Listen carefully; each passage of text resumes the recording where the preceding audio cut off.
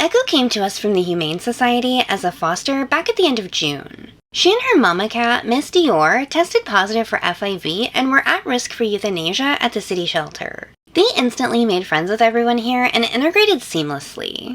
My neighborhood is positively overrun with strays. We don't have a TNR program here, and because I'm not made of money and I can only really get them one at a time, there's no sign of it slowing down soon. FIV is extremely common, and there are no vaccines, treatments, or cures here in North America.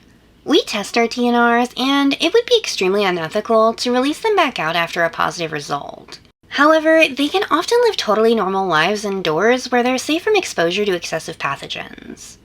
Papa Cat was our first positive case, and we thought, he deserved so much more than cold streets and buckshot in his side. He deserved much more than to be left sick and dying out there all alone. He deserved his own special place for cats just like him, and thus the shelter was born.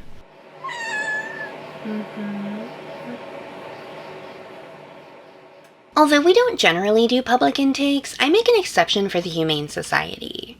They do so much for our community, so if I can help them in any way, I'm more than happy to do so. That's also where Shinobu came from. He was captured at a brick plant against their advice in the middle of winter, and they weren't really sure what to do with him. We don't really have any good spots to relocate them to, and the brick plant wanted him gone, so he came to live with us. They've been trying to convince our city to fund a TNR program for a while now. I can't even imagine how much stress that would lift off not only myself, but all the people in town that care for strays and can't afford to or might not be in a position to facilitate a whole TNR operation for whatever reason. They don't have their own shelter location, so they find fosters and placements for the animals that come into their care. Cats like Shinobu, Dior, and Echo wouldn't have had a fighting chance if it weren't for them. Fostering brings to mind the quote about how society grows great when old men plant trees whose shade they know they'll never sit in. Although you don't get to be the permanent beneficiary of that animal's love, fostering provides an opportunity to change the entire trajectory of their lives for the better. It's a heavily underappreciated element of what makes so many shelters and rescue operations possible.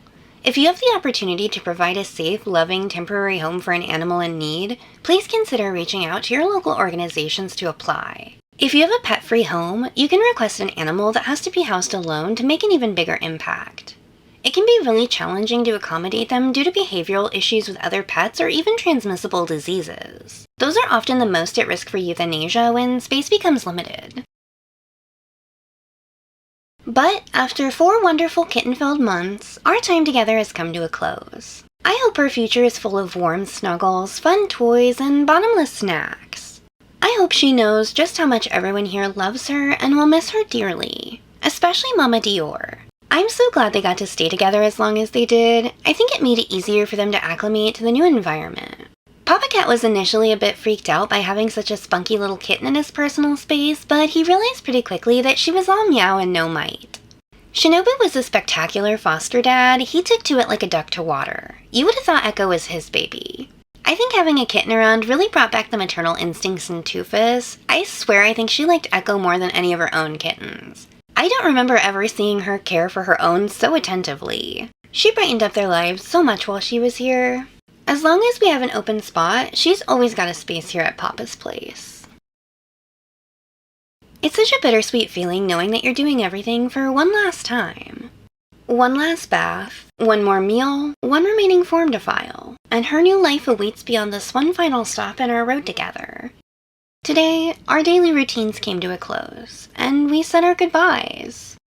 Tomorrow, we'll turn the page on a new day, and for the first time in months, she won't be on it. Change is hard and often painful, but necessary, and so very worth it in this case.